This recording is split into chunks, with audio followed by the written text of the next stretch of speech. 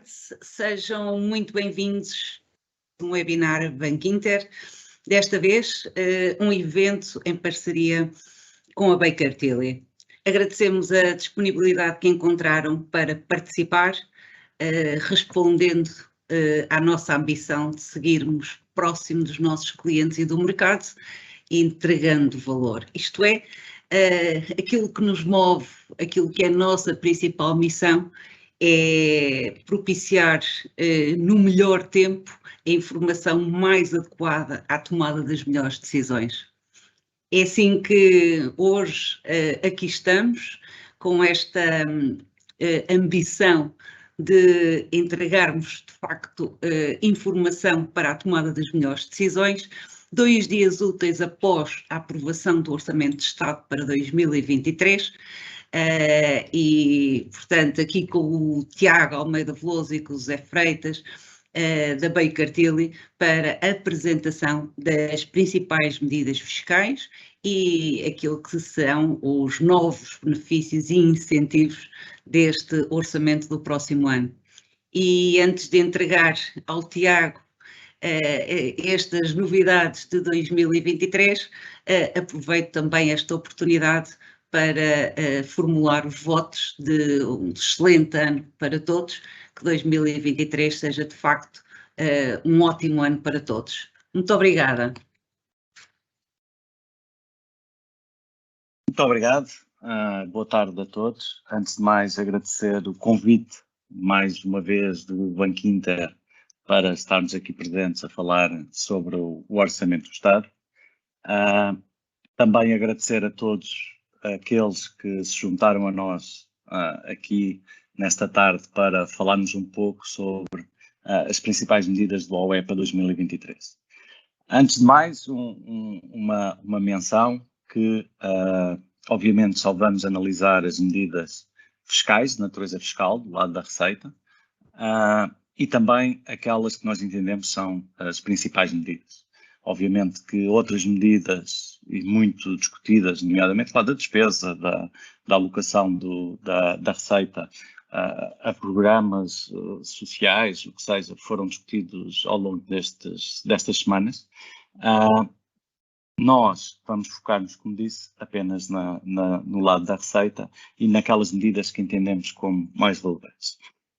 Como já tem vindo a acontecer nos nossos seminários com o Bankinter, relativamente ao Orçamento do Estado, nós gostamos sempre de começar por esta visão da receita fiscal, para quem participa, poder ter um bocadinho a percepção dos impostos mais relevantes, que estão aqui eles, o IVA, o IRS, o IRC, o imposto sobre os produtos petrolíferos, o imposto do selo e o imposto sobre o tabaco, mas também perceber não só a relevância de cada imposto, e às vezes quando falamos, discutimos com colegas, com amigos, em casa, sobre o aumento deste imposto e percebermos qual é a importância relativa de cada imposto.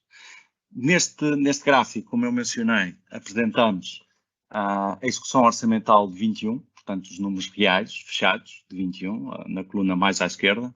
Na coluna do meio, a estimativa para 22, a estimativa da receita fiscal para 22. A execução orçamental apenas temos disponível para outubro. Estes números são do relatório do Orçamento do Estado.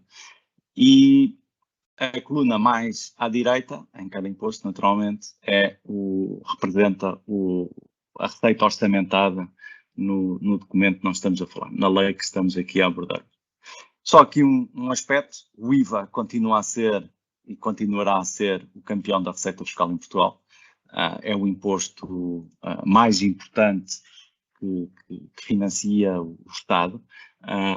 Isto é uma realidade comum a todos os países desenvolvidos que têm IVA, obviamente. Reparamos que estes gráficos este ano, têm várias, podemos extrair daqui algumas realidades, mas não nos podemos esquecer que este aumento do IVA, como do IRS também e do IRC, de 21 para 23, não nos podemos esquecer que 21 ainda tivemos um confinamento e, portanto, uma redução da atividade económica e, portanto, este aumento também têm isso em conta. Os gráficos que aqui vemos, estas diferenças de 21 para 23 têm isso em conta. Mas também não nos podemos esquecer que no IVA, o aumento da inflação, ou melhor, a inflação também tem um impacto relevante, porque aumentando os preços dos bens, naturalmente que o IVA, a receita do imposto é superior. Isso, nestes quadros, podemos ver, e se calhar quem está a olhar para os quadros está a levantar a questão, então mas porque é que o imposto sobre os produtos petrolíferos baixou e a orçamentação ainda está mais baixa?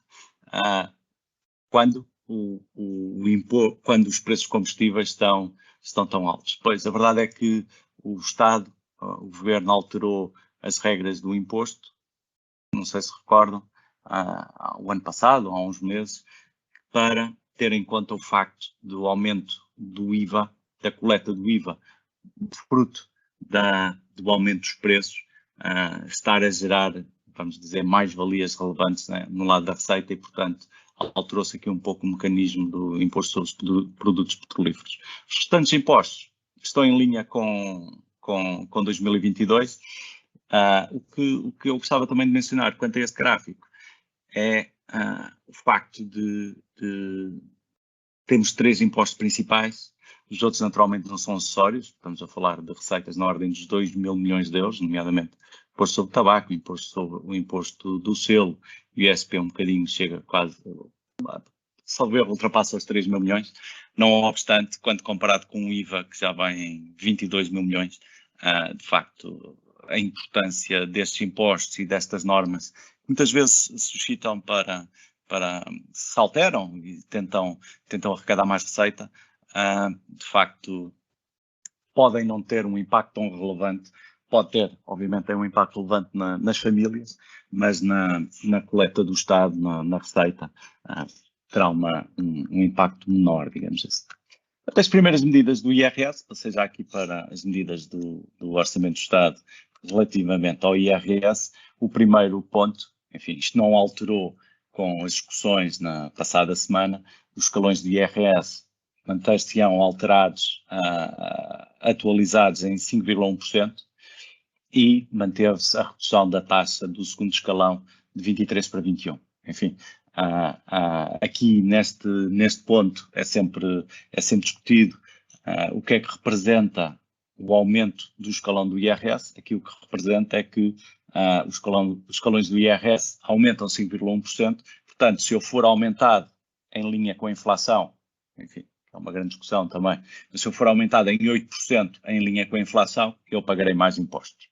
Portanto, quando se atualizam menos, quando os escalões do IRS são atualizados menos do que o aumento dos salários, há um aumento da tributação. Claro que este ano essa realidade é acomodada pelo facto de se ter reduzido a taxa de IRS no segundo escalão, que depois aproveita a todos os contribuintes. Ainda no IRS, foi operada aqui uma pequena revolução técnica. No final, na carteira, na Bolsa das Famílias, poder-se-á não chegar a uma pequena revolução, mas tecnicamente vai-se alterar, ou alterou-se, o mecanismo do mínimo de existência, sendo que para 22, ainda relativamente a 22, portanto o IRS, que vamos ter um reembolso em 23 ou pagar em 23, as famílias com menores rendimentos então vão aproveitar aqui do aumento do mínimo de existência, sendo que para os anos seguintes se propõe uma pequena revolução, digamos assim, no método de apuramento deste mínimo de existência. Basicamente, o mínimo de existência é uma técnica legislativa no sentido de excluir do pagamento de IRS sujeitos passivos, famílias que não tenham um rendimento até um determinado montante. E, portanto, daí a existência deste mecanismo que pretende que alguém não fique com um rendimento, depois de pagar imposto, fique com um rendimento considerado reduzido. Neste caso, vai-se fixar em 10.640 euros. Outra novidade em sede de IRS, e também pode ter algum, e esta sim pode ter algum impacto nas famílias, é o facto de se aumentar a dedução à coleta pelos dependentes. Atualmente, portanto, os valores passarão de 600 para 900 euros por dependente, sempre que quando as crianças estão em guarda conjunta, ou os dependentes estão em guarda conjunta, passar de 300 euros para 450 euros por ascendente. E, portanto, este aumento da dedução à coleta, na verdade, é um aumento de 50% nesta dedução e, portanto, especialmente para as famílias com mais dependentes, pode ter aqui um impacto já relevante. Por outro lado, isto ainda na versão original, ou melhor, na proposta de lei que o Governo apresentou na Assembleia da República, estas duas medidas que agora aqui vemos já estavam inscritas. Gostaria de salientar, e se calhar fazer aqui um pequeno parênteses, que é o seguinte: a nossa apresentação, como já foi mencionado, inclui as normas que foram aprovadas na passada semana. Obviamente que ainda não existe uma compilação legislativa, ou seja, o texto final do orçamento da Assembleia, do Orçamento do Estado, e, portanto, houve aqui algum trabalho do nosso lado no sentido de acompanhar as votações na passada semana e cruzar essas votações com as propostas de cada partido. E à medida que vamos vendo aqui o relatório, a apresentação, perdão, vamos encontrar medidas que já incluem essas alterações e isso vai ser realmente importante no regime fiscal dos criptoativos que vamos abordar de seguida. No final, o meu colega José Freitas irá apresentar um conjunto de outras medidas que foram essas aprovadas na semana passada e que acabam por não encaixar em nenhum dos slides que nós fomos apresentar. Portanto, como disse, temos aqui uma dedução à coleta dos encargos com imóveis do território do interior. Portanto, o que vai acontecer é que, relativamente aos contratos de arrendamento, que sejam habitação própria e permanente do sujeito passivo, eu, enquanto sujeito passivo, vou ver a minha dedução, o limite elevado até 1.000 euros durante 3 anos, desde que esses encargos resultem da minha mudança, da transferência da residência para um território do interior.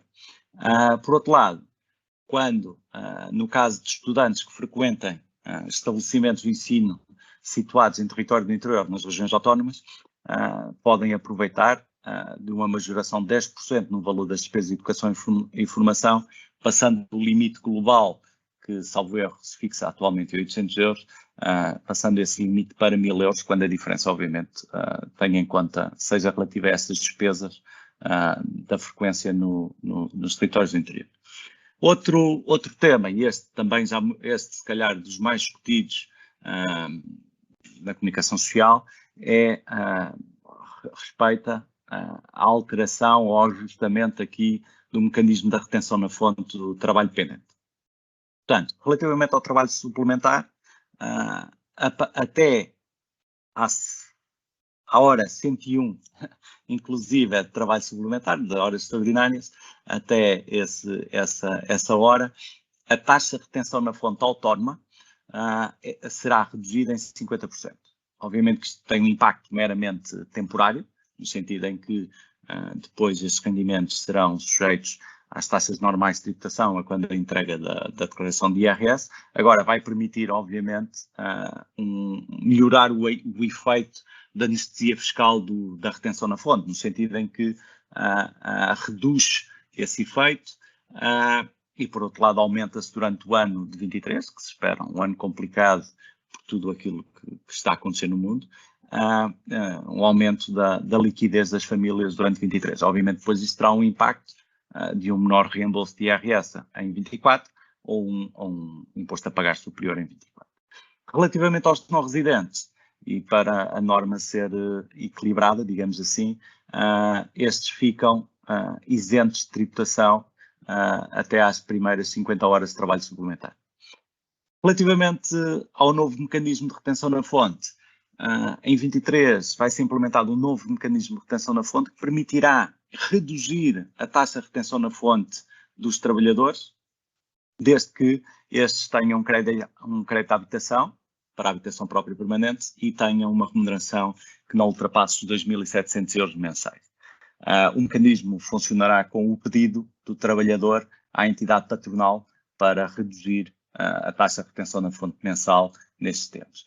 Mais uma vez, uma medida de aumento da liquidez das famílias, que obviamente não representa um menor pagamento de imposto à final, mas pelo menos durante o ano 23, que será um ano de dificuldades, permite aumentar a liquidez das famílias durante esse período.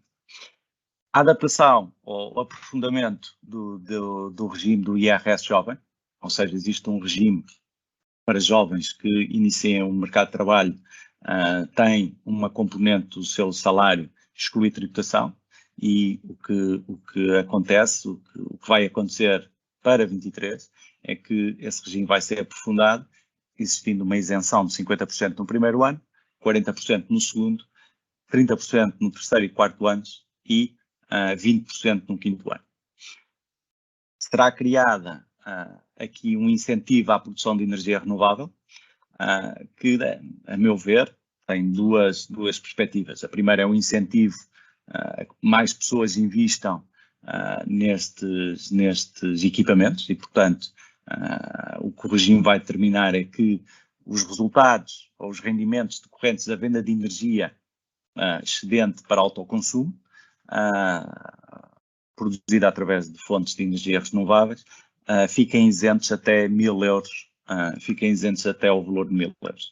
Obviamente que isto tem duas perspectivas. A primeira é libertar um conjunto de sujeitos passivos que faturam ou que têm rendimentos desta fonte relativamente baixos, libertá-los de obrigações fiscais e, por outro lado, obviamente, tornar o regime mais atrativo, permitindo que as pessoas ofiram um rendimento líquido superior e, portanto, tenham um incentivo maior ao investimento. Como disse há pouco, eu diria que sem reduzir os regimes que o José Freitas vai abordar, de incentivos fiscais, eu penso, na minha perspectiva, este regime dos criptoativos e finalmente a introdução, não lhe vou chamar legalização, mas a criação de um regime próprio de tributação dos criptoativos em sede de IRS é provavelmente o ponto com maior impacto desta reforma. Não falo em impacto, não falo em impacto financeiro de receita, a própria forma como o regime está montado não parece que vai gerar valores de receita muito significativos, e já explico porque a seguir, mas sim insere-se naquele quadro daquele discurso já recorrente dos nómadas digitais, da nova tecnologia, mas também, e aqui é muito importante, criar um regime que não existia, não havia enquadramento legal da tributação dos criptoativos, concretamente nas mais-valias. Existia sim a tentativa de enquadrar no regime anterior os rendimentos destes ativos, que decorram destes ativos, havendo, obviamente, a opinião da AT, que em traços gerais concordo, que o sujeito passivo, o indivíduo que não exercesse uma atividade associada a criptoativos, não era sujeito à tributação. O problema é que a interpretação do que é uma atividade em criptoativos, qual é a recorrência, conceitos concretos, trazia de facto a não existência desse conceito, trazia alguma insegurança jurídica, nomeadamente nestes nómadas digitais e nestes investidores de nova geração, digamos assim, e portanto a não existência de conceitos concretos reduz obviamente a segurança jurídica e pode trazer obviamente conflitos entre o Estado e os cidadãos. Aqui, o que é que se adotou? Primeiro, o conceito de criptoativos está em linha com a diretiva europeia, não querendo cometer um erro, salvo erro, a diretiva MiCA, que define criptoativo nos mesmos termos que traços gerais definiu o legislador. Por outro lado, é importante considerar que, para efeitos de mais-valias, vão-se excluir os criptoativos únicos e não fungíveis com outros criptoativos, portanto, estamos a falar dos NTFs. Portanto, este regime, no caso das mais-valias, vai excluir a tributação dos NTFs. Isso é importante também, porquê? Porque se fez, de facto, uma integração legislativa pela positiva. Excluem-se e não definir genericamente o que é criptoativo e caberia depois a nós, consultores fiscais, tentar enquadrar um criptoativo, se enquadra numa definição ou noutra, pelo menos aqueles que taxativamente sejam, de facto, NTFs e caibam nesta definição, estão excluídos. Então, vamos ter 3 rendimentos. Só salientar que o que nós já estamos a apresentar já decorre das discussões da passada semana, porque o regime inicialmente previsto na proposta de Orçamento de Estado diferia em vários pontos, nomeadamente nesse tema dos NTFs, por exemplo, e nas qualificações dos rendimentos. Portanto, nesse contexto, vamos ter um regime que vai enquadrar os rendimentos ou na categoria B, quando eu tenho uma atividade associada a criptoativos, incluindo a mineração e emissão de criptoativos, que são 2 coisas distintas, obviamente. Vou ter um rendimento, o staking passou a enquadrar-se como categoria E, o que não estava claro na primeira versão da norma, portanto na proposta que o Governo apresentou, e vou ter também mais valias, já falo adiante. Na categoria B, uma das grandes diferenças que decorreu, e foi uma proposta do Partido Socialista, uma das grandes diferenças que decorreu da proposta inicial do Governo foi a penalização do regime de mineração. Ou seja, ainda que eu caia na categoria B, vou ter que definir se os rendimentos decorrem de mineração ou de outro tipo de rendimentos. Se caírem na mineração e eu cair no regime simplificado, então o coeficiente para determinar o rendimento líquido é um coeficiente 0,95.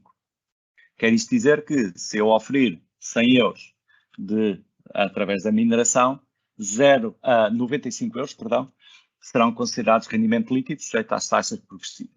Enquanto que, se não cair no conceito de mineração, o meu rendimento líquido sujeito às taxas progressivas será 15 euros. Portanto, tivemos aqui uma penalização da mineração. E a justificação, na proposta de alteração do Partido Socialista, de facto, decorria de que a mineração hoje em dia é uma atividade de consumo de eletricidade ou de energia e, portanto, no panorama atual de aumento dos custos de energia, de facto, não fazia muito sentido estarmos a beneficiar a mineração. Também decorrente dessa alteração proposta pelo Partido Socialista, considera-se que o staking vai qualificar como rendimento de capital. E, portanto, aplicando-se a taxa genérica de 28%, como um juro de um depósito, por exemplo, é sujeito. Faz algum sentido. Foi algo com alguma estranheza que na primeira proposta não se igualou ou não se tornou equivalente o staking a um juro bancário, porque na verdade é pago por outrem, tenho as minhas criptomoedas bloqueadas e, portanto, assemelha-se de facto a um juro e cabe perfeitamente na definição genérica do número 1 do artigo 5º do Código do IRS. Agora, há aqui um ponto muito importante, enfim, do que eu conheço, também não sou um especialista em criptoativos, normalmente esta remuneração do staking é paga por tokens, ou seja, por outros criptoativos. E o que a norma vem excluir é quando existir este pagamento em forma de tokens, portanto eu recebo, em vez de receber moeda fiat, portanto dólares, euros, o que seja, eu receber tokens, eu só vou ser tributado e como mais-valia no momento em que alieno os tais criptoativos recebidos como remuneração do staking. Relativamente às mais-valias, portanto, taxa geral 28%, igualizar a venda de securities, de valores mobiliários, portanto 28% com a opção pelo englobamento. Quando, e aqui é outra norma muito importante e que traz muita competitividade ao nosso regime dos criptoativos e segurança jurídica também, é que quando eu troco criptoativo com criptoativo, eu não tenho tributação nesse momento, eu só vou ser tributado quando alienar, quando trocar criptoativo por moeda fiat, por dólares, euros, o que seja. E, portanto, isto vai permitir maior segurança na valorização das transações e na declaração das transações e é como se eu criasse um regime em que eu tenho 100 euros, transfiro os 100 euros para uma wallet, invisto em criptomoedas, tenho só criptomoedas na wallet, quando tiro o dinheiro da wallet, aí é que sim, e transfiro para uma conta bancária, aí sim é que vou ter uma tributação, e aqui há a taxa 28. Sendo que, e esta norma manteve-se, igual à proposta, vou ter uma isenção de tributação, quando eu tenho os criptoativos por um período igual ou superior a 365 dias. E, portanto, um pouco similar ao regime que já tivemos para as ações, até 2012, se não me engano, em que se eu mantivesse ações por mais de um ano estarias em tributação. E, portanto, recaptura-se esse regime. Obviamente que as ações continuam a ser tributadas, não se alterou nada relativamente às ações, mas aqui relativamente às criptomoedas, criou-se então esta isenção se eu mantiver as criptomoedas por pelo menos 365 dias. Finalmente, salientar um ponto muito importante, que é, criou-se um exit tax. O que é um exit tax? É um direito a Portugal tributar um indivíduo que transfira a sua residência fiscal para fora de Portugal, caso ele tenha criptoativos. Portanto, Portugal tem o direito a tributar a diferença entre o valor de compra e o valor de mercado à data da saída da pessoa, sendo que, obviamente, se ele tiver há mais de 365 dias, os criptoativos não serão tributados. Mas é interessante que Portugal tenha criado este regime. Pode levantar, como eu disse há pouco, isto será um regime muito querido para os nómadas digitais. Também sabemos, enfim, que pode ser um regime muito querido, mas agora as criptomoedas, com problemas de solvência, não só desta última entidade, mas das várias que têm acontecido ao longo deste ano, o investimento em criptoativos, pelo menos a minha percepção, é que tem diminuído bastante o preço das mesmas. Mas, de qualquer modo, parece-me, em traços gerais, que é um regime muito atrativo e com esta última alteração proposta pelo Partido Socialista, de facto, é um regime que está bem estruturado, pelo menos parece-me até agora. As questões que depois vão surgir certamente em 23, 24 e por aí afora, mas parece um regime muito bem conhecido, muito mais aprofundado do que foi aquele proposto inicialmente pelo Governo. Relativamente às alterações ao IRC, um dos pontos mais tocantes, digamos assim, será esta alteração do prazo de dedução de utilidade dos prejuízos fiscais. E não se assustem, porque isto é sempre um tema. Neste país, em 15 anos, 13 anos ou mais, não me recordo, ou menos, o prazo de dedução dos prejuízos fiscais já variou 6 ou 7 vezes, mas desta vez a alteração é para que deixe de existir prazo. Ok? E, portanto, se atualmente as empresas podem deduzir os prejuízos fiscais em 12 ou 6, neste momento ficaremos sem limite à dedutíbilidade dos prejuízos, 5, perdão. Ficaremos sem limite à dedutíbilidade dos prejuízos, e é muito importante conhecer que a não existência de prazo aplicar-se-á aos prejuízos que ainda estiverem válidos para dedução a 1 de janeiro de 23. E, portanto, posso esquecer já aqueles quadros com 10 colunas, 15 colunas, para descobrir qual é o prazo de dedução dos prejuízos de 2014, 16, 17, etc. Portanto, esta não limitação temporal da dedução dos prejuízos vai-se aplicar a todos os prejuízos existentes à data do período de tributação, que começa a 1 de janeiro. Claro que com uma mão eu dou, com a outra tirei, e, portanto, o limite de dedução dos prejuízos anual, que estava fixado que ainda está atualmente em 22, fixado em 70%, baixará para 65%. Relativamente às taxas de IRC, fazer esta pequena menção, é um pequeno benefício, mas não deixa de ser um benefício, obviamente, e relevante, porque duplica aquela taxa reduzida de IRC aplicada às PMEs, o limite que estava antes em 25% passará para 50%. Portanto, aquela taxa de 17% aplicável às PMEs, ou os 12,5% quando falávamos de entidades no interior, passará a ser aplicável não sobre 25%, sobre 25 mil euros, perdão, mas sim sobre 50 mil euros. Temos também uma pequena alteração, duas pequenas alterações no caso da tributação autónoma, em IRC, a redução das taxas de tributação autónoma aplicável aos veículos plug-in e híbridos plug-in e movidos a gás, que são uniformizadas, e no caso dos plug-in, e que têm uma redução substancial, perdão. Por exemplo, nos veículos de até 27.500 euros, no caso do plug-in, a taxa passa para metade, portanto, vou pagar metade da tributação autónoma, nos veículos a gás passa para 1/3, sendo que essa redução é menor nos veículos de custo de aquisição superior a 35.000 euros. Outra novidade é que os veículos elétricos, exclusivamente movidos a eletricidade, de valor de aquisição superior aos 62.500 euros, que é o limite de depreciações, passam a ser tributados autonomamente à taxa de 10%. Isto é uma discussão que existe, ou seja, deixei de dar prioridade aos veículos elétricos, passando a tributar autonomamente. Enfim, também estamos a falar de veículos elétricos que também já não têm, podem já não ter a dedutívelidade do IVA, ou seja, veículos elétricos de valor relevante. E penso que foi esse ponto, não necessariamente serem veículos elétricos, mas serem veículos de valor significativo. E do meu lado, temos aqui os dois últimos pontos relativamente aqui ao Orçamento do Estado.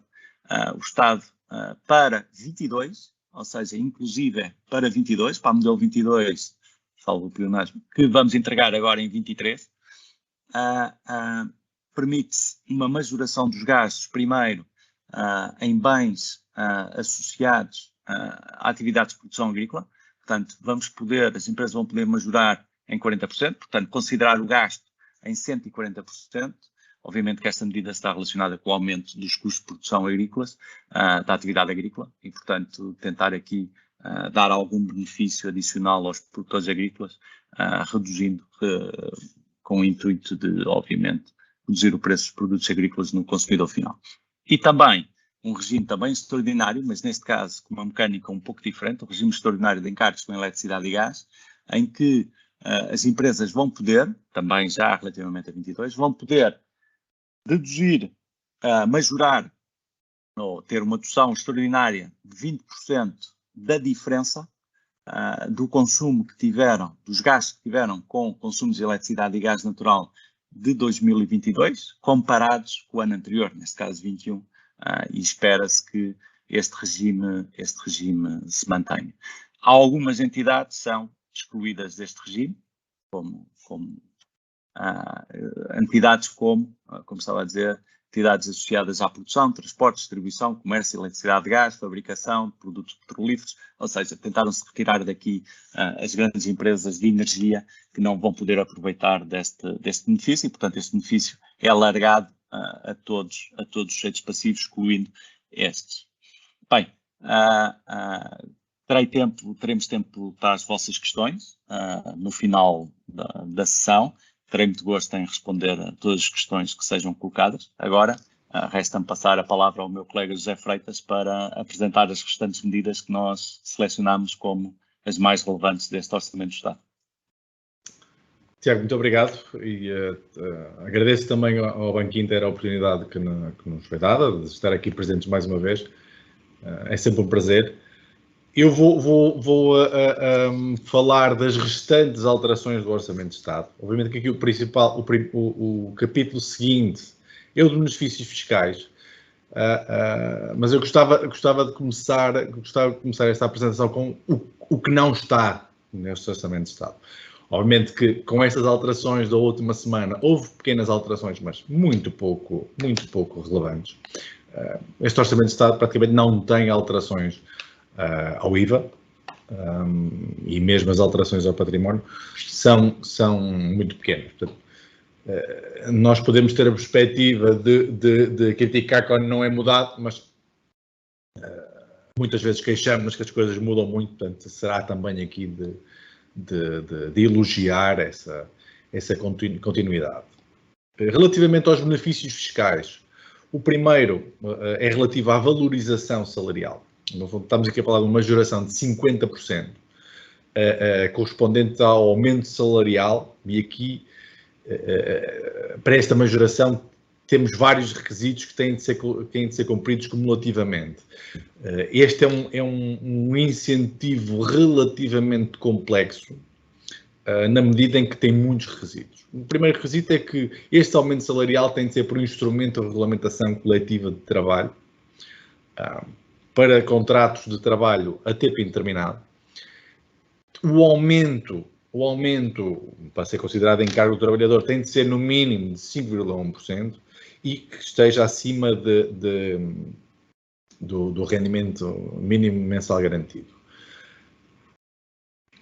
O que complica aqui um bocadinho é aquela parte da exclusão do regime. No fundo, o que nos diz esta norma é que serão excluídos do regime as entidades que façam o exercício anterior tenham registrado um aumento do leque salarial. E aqui o leque salarial é a disparidade entre o salário mais elevado e o salário mais baixo. Portanto, estamos a falar de um incentivo que é de valorizar, não passa a redundância, mas que foram criados um conjunto de requisitos, certamente com o objetivo de traduzir uma justiça social, mas que na realidade o tornam de facto, ou podem vir a tornar, muito complexo. Por exemplo, o que é que, para este cálculo do leque salarial, é importante definir o que é que se considera incluído. Obviamente que a solução passará por analisar o conceito de remuneração ao abrigo de legislações para a qual se remeta, mas principalmente se estivermos a falar dos salários mais elevados, que aqui vão ser chamados à comparação, normalmente esses salários têm componentes que extravasam o mero ordenado, dizemos assim. Portanto, aguardemos por talvez algumas instruções que tornem menos complexo este incentivo fiscal à valorização salarial. Outro regime pode soar familiar, de facto pode soar familiar, consiste na criação de um regime de criação líquida de postos de trabalho. Noto que nós já tivemos um incentivo parecido, chamamos de criação líquida de emprego, a CLE, que foi revogada, salvo erro, há 4 anos. Este benefício tem uma particularidade, é aplicável às micro, pequenas e médias empresas, e essas empresas têm que desenvolver diretamente e a título principal uma atividade em territórios do interior. Portanto, está mais limitado em termos de dimensão da empresa e também da localização da própria empresa. Outra limitação, infelizmente, é no benefício. Enquanto na criação líquida de emprego nós tínhamos majorações que podiam chegar a 50%, aqui o que temos é uma consideração em 120% dos encargos suportados com os contratos a título de remuneração fixa e contribuições para a segurança social. Perdão.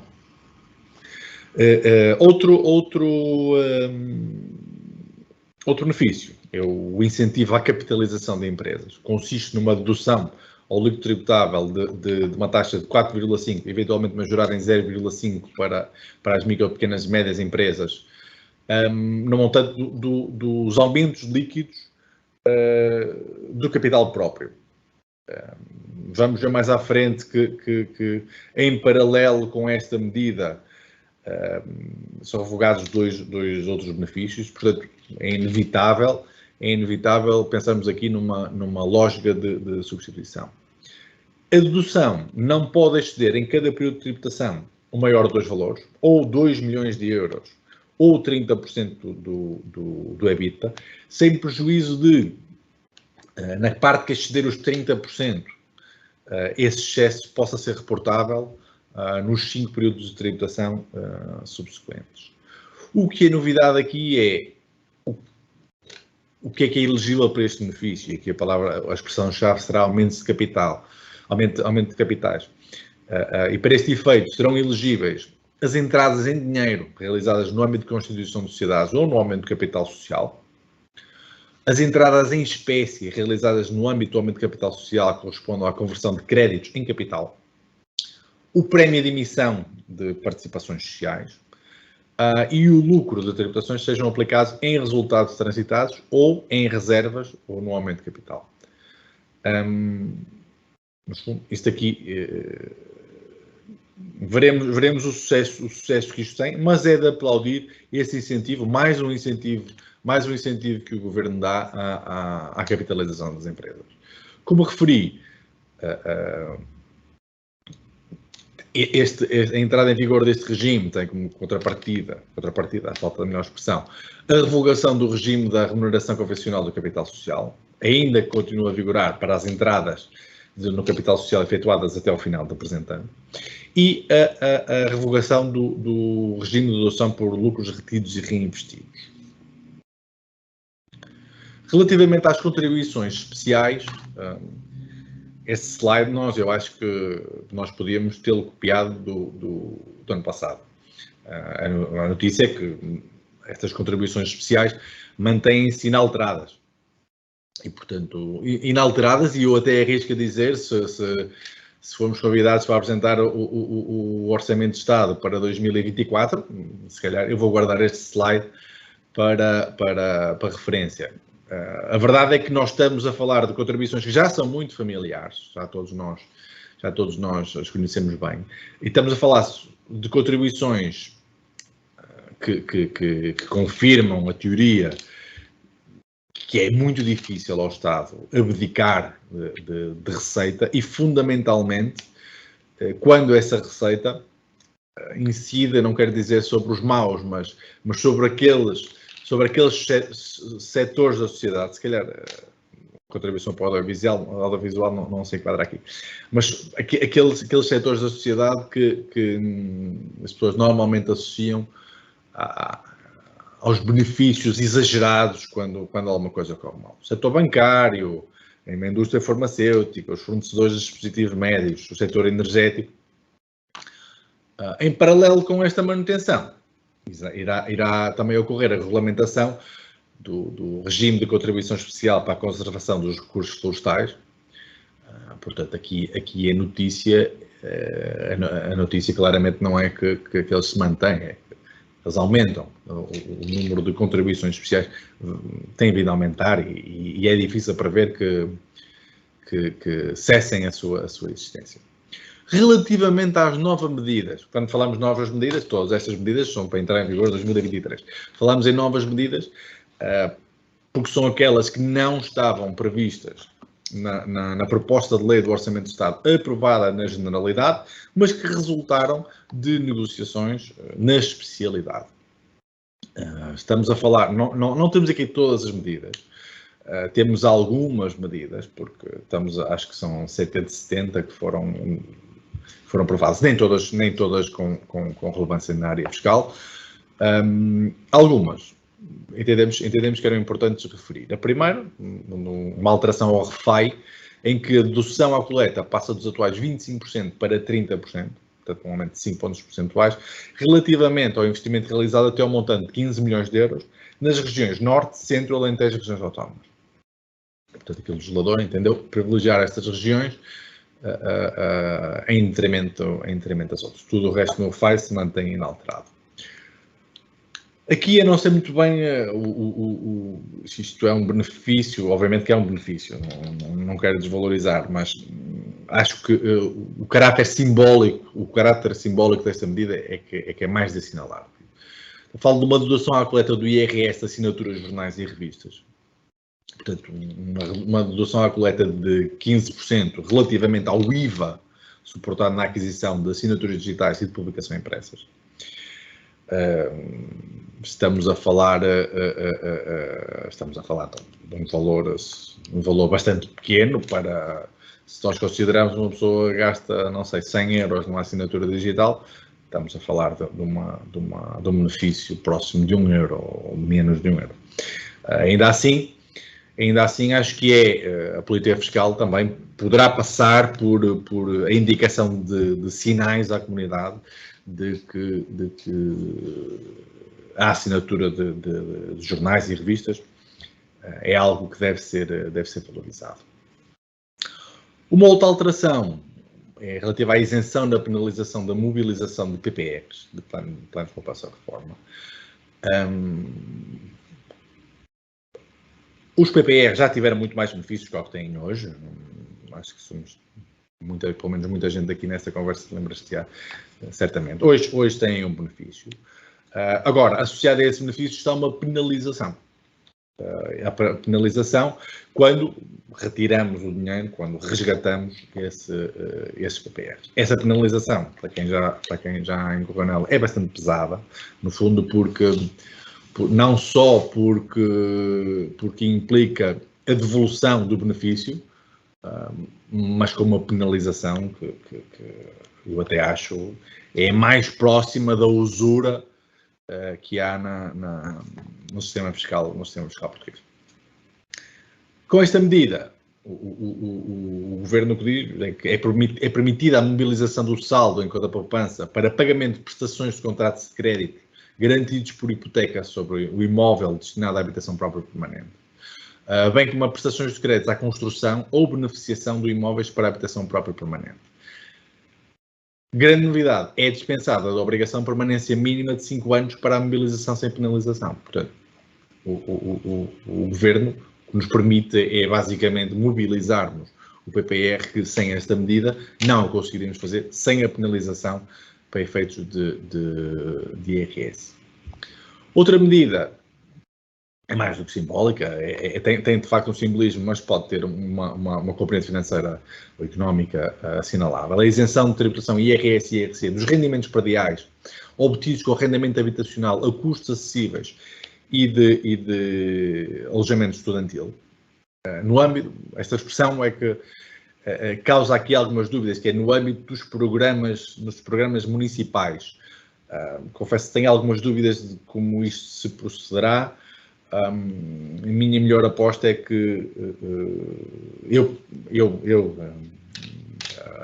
a entidade detentora do imóvel poderá arrendar à Câmara Municipal e a Câmara Municipal poderá dar de arrendamento aos estudantes e assim cumprir este benefício, possibilitando a gestão desses imóveis no âmbito dos programas municipais. Obviamente que isto provavelmente também poderá necessitar de regulamentação, assim como o dos PPRs. Outras medidas, estamos a falar de taxas reduzidas de IVA. Isto foi uma medida de última hora, no final da semana passada. Estas medidas, obviamente, que as agradecemos todas, não todos os nossos consumidores finais esperamos que sejam refletidas no preço.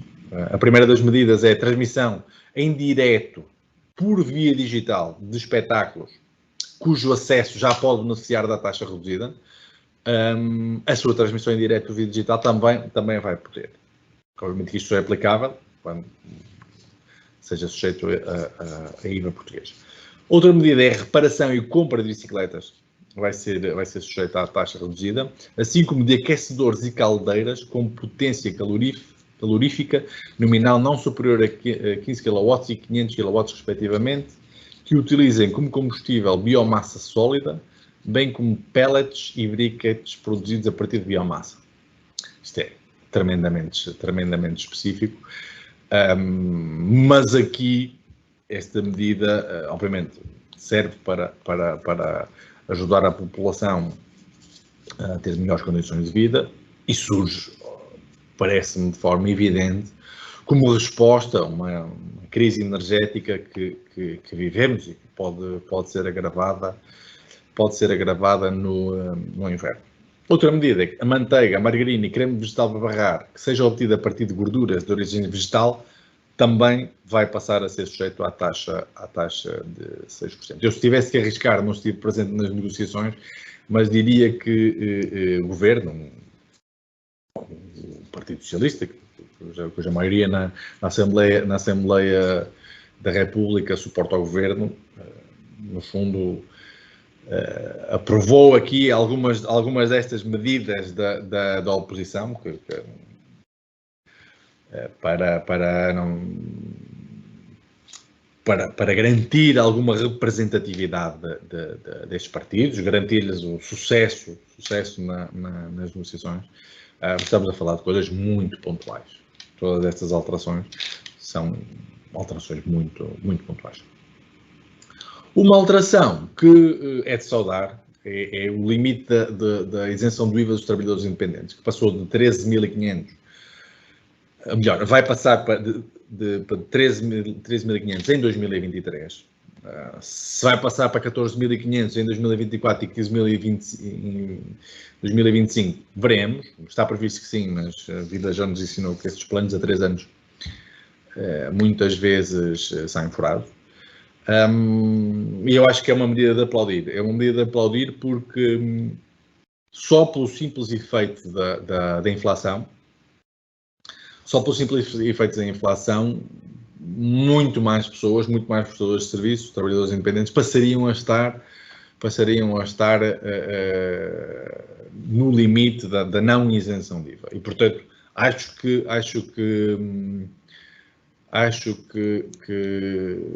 é uma medida de aplaudir, porque se o legislador entendia que essas pessoas mereciam ou necessitavam desta isenção de IVA, com os preços atuais, é mais do que justo que este aumento seja refletido.